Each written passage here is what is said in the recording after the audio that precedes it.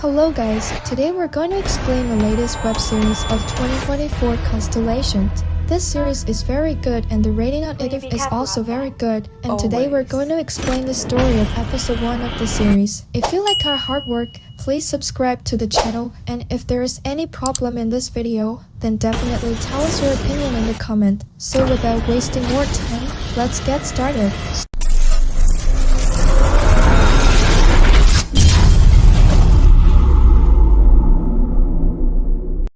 So at the beginning of the story we see a car. There is a girl and her mom inside her, where his mother's name is Johanna and that little girl's name is Alice, and they're both going somewhere from here, and this little girl is asking about her father. When will our daddy come? So here Johanna tells that he will come very soon, and we find out that Johanna is hiding a device here called CL Core, which is a NASA device, and she arrives here in northern Sweden with her daughter. They have a small house here and they come into this house. There is a lot of snow outside the house, that's why Johanna burns wood here. Then Alice tells her mom that I have to hear the story of space from inside the iPad. So Alice takes out the iPad and plays a story inside it, in which there is a woman named Johanna who is Alice's mom. And she tells that this story is about a little girl, and that's how Alice starts listening to the story here. Here Johanna takes that device and hides that device from here to another place so that no one knows. But as she comes back to her home, she sees that her daughter is asleep, and then comes the sound of her daughter screaming. For the same reason, Johanna moves out of this house, because these voices were coming from outside, and then he sees a light in front of him. So Johanna goes towards that light for the same reason. And this story then goes into the past, and the scene here takes place 5 weeks ago in Germany, where we see Johanna's entire family, in which her husband and her daughter Alice are there, and Johanna's husband's name is Magnus. Then Alice video calls her mom from here, and its wax is inside the space station here in space. People from 3 or 4 countries are already present inside the space station, and this space station is 286 miles above the Earth, and Alice is quite happy to see her mom Johanna. There is also a boy named Paul here, which is working on a device named CL Core. There are a total of 5 people inside the space station. That's when we look at California's space agency, who contacts the Paul from here, and what the Paul is working on has a CL Core name, and they ask him, has he started working? And the Paul says, no, I'm working on it, and it will be operational in no time. And Johanna is still talking to her daughter Elise, and it shows the view of the Earth from above, how the Earth looks from above. That's when what Paul is working on, and as soon as it is active, there is a huge blast here, due to which all these people start colliding with each other, as if there is a huge hole inside their space station, and they also lose contact with the Earth. Meanwhile, there is also a fire in a part of the space station. These people extinguish it somehow, which saves their lives. But Paul has a deep injury on his hand, and he had lost a lot of blood too. That's why they treat him.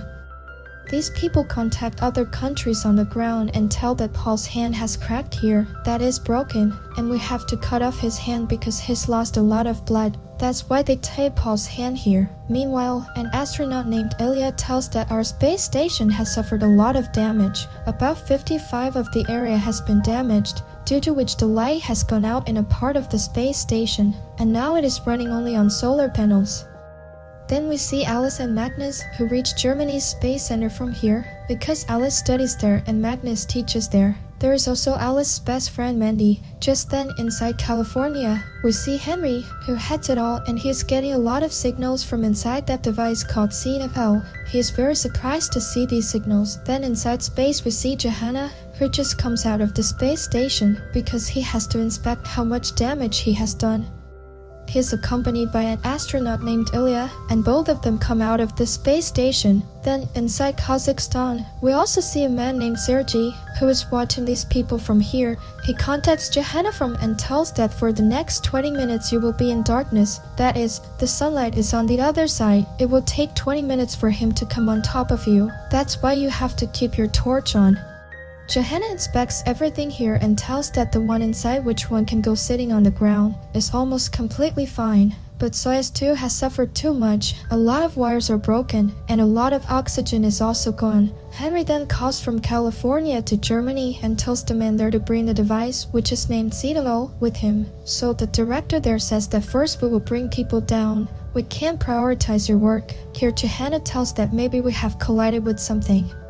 The wires here are broken, which cannot be reconnected. Then she goes to check the life support system and tells that something has collided here too, and it has been bad here too. Meanwhile, he sees some orange cloth here, and when she looks carefully, there is the corpse of an astronaut whose face has been burnt. Johanna is frightened to see that corpse, but by then this corpse goes into space. Johanna tries to catch the corpse but fails. All this could not be recorded in his camera.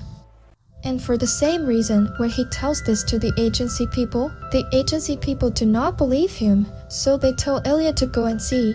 That's why Ilya turns on his camera, but by then the corpse had gone into space, so no one believes Johanna's words. So Johanna says that I have seen that corpse with my own eyes. That corpse was from Russia, that is, the Soviet Union, and she was an astronaut. Then we see Erin, who is the chief. She is inside Kazakhstan, and tells Johanna that you ignore this thing.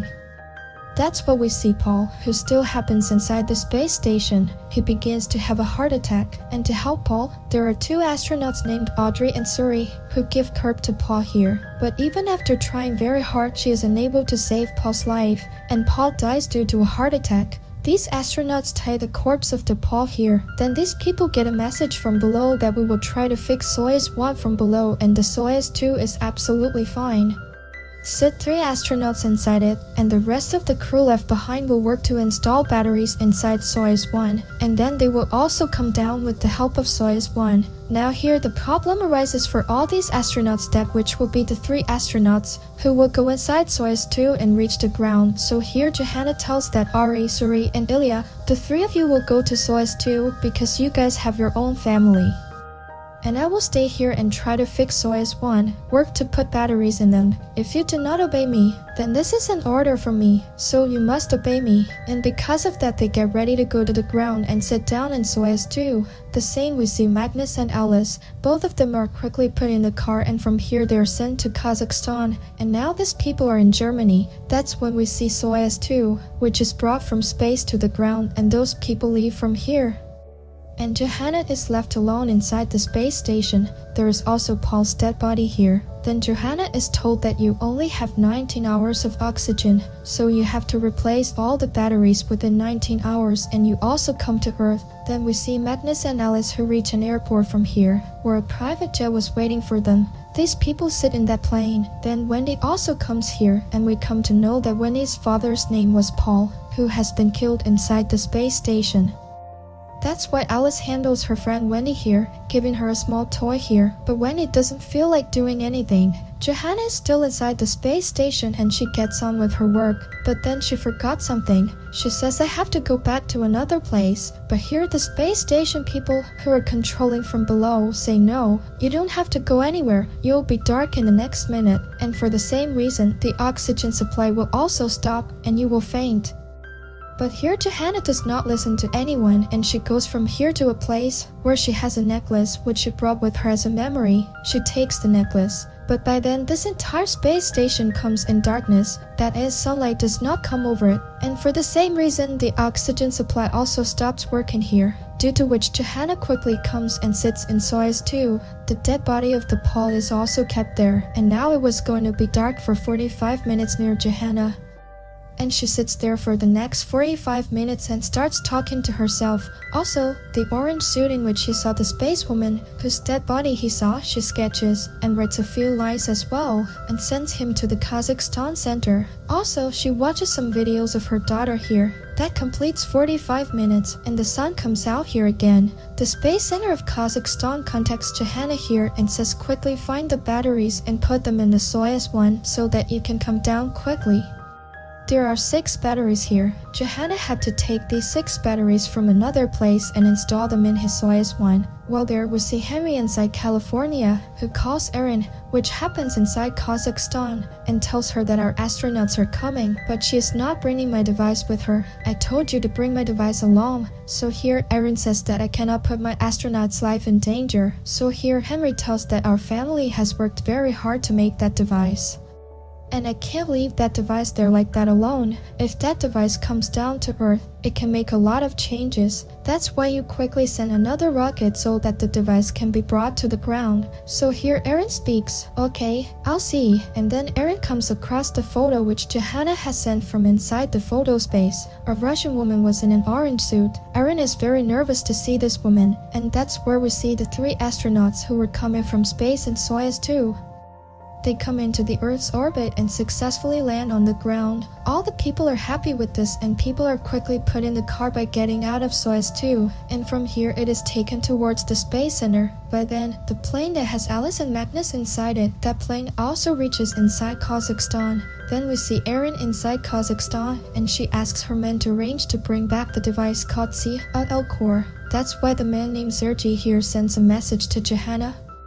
He says that there is a device called Tel there, and he has to bring you with him somehow. So she says it would take too much time. If I have time, I will bring her. And Magnus and Alice are sitting in the car, and they're coming towards the Space Center in Kazakhstan. Then Alice tells her father that I know that there is no relationship between you and mom, but I want you two not to separate. You two just remain friends. So here Magnus says that no, I and your mom will never be separated.